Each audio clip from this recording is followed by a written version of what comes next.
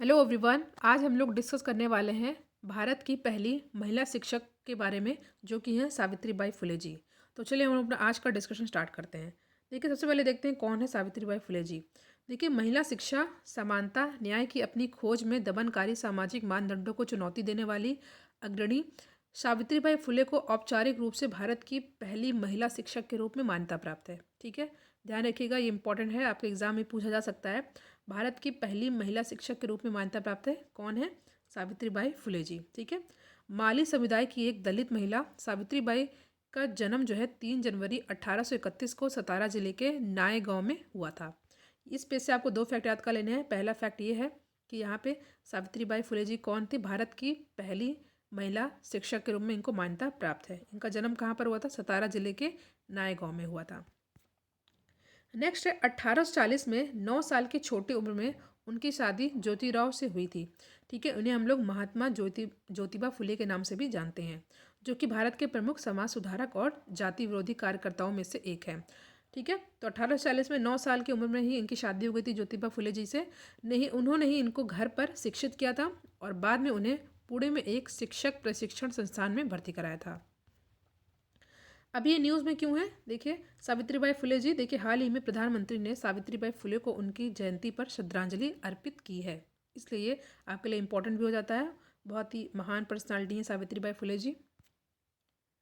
भारत के प्रथम बालिका विद्यालय की स्थापना के बारे में भी बहुत बड़ा योगदान है सावित्रीबाई फुले जी का।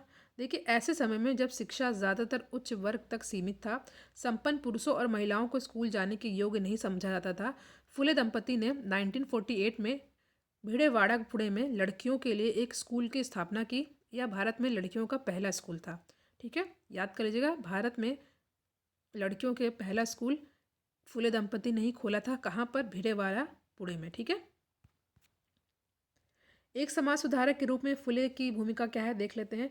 देखिए, 1852 में उन्होंने एक महिला अधिकार वकालत संगठन महिला सेवा मंडल की स्थापना की और 1860 में फुले परिवार ने विधवा महिलाओं के बाल मुंडवाने के विरोध में नाई की हड़ताल आयोजित की थी। ज्योतिराव के साथ सावित्रीबाई ने भेदभाव का सामना करने वाली गर्भवती विधवाओं के लिए बाल हत्या प्रतिभा गृह यानी कि शिशु हत्या रोकथाम के लिए घर शुरू किया था। सावित्रीबाई फुले ने अन्य सामाजिक मुद्दों के अलावा अंतरजातीय विवाह, विधवा पुनर्विवाह और बाल विवाह, सती, दहेज प्रथा के उन्मूलन की भी वकालत की।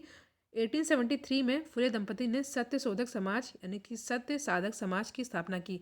ये क्वेश्चन हमेशा ही पूछा जाता है सत्य शोधक समाज के बारे में, आपको याद कर लेना है। 1873 में फुले दंपति ने सत्य शोधक समाज की स्थापना की थी, जो सामाजिक समानता लाने के एकमात्र उद्देश्य के साथ सभी के लिए खुला एक मंच था, चाहे उनकी जाति, धर्म या वर्ग कुछ भी हो। ठीक है, तो याद कर लीजिएगा 1873 में सत्यशोधक समाज।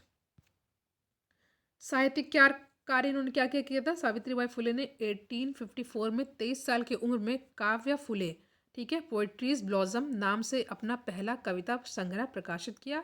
उन्होंने 1892 में 52 काशी सुबोध रत्नाकर शुद्ध रत्नों का महासागर प्रकाशित किया।